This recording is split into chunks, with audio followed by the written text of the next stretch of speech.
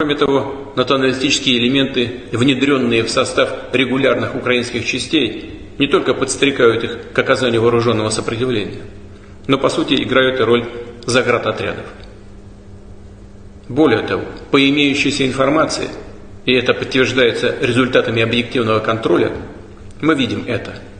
Бендеровцы и неонацисты выставляют тяжелое вооружение, в том числе системы залпового огня, прямо в центральных районах крупных городов, включая Киев и Харьков.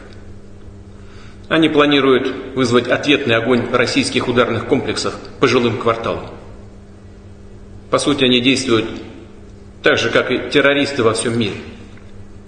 Прикрываются людьми в надежде затем обвинить Россию в жертвах среди мирного населения. Достоверно известно, что все это происходит по рекомендации иностранных консультантов, прежде всего американских советников.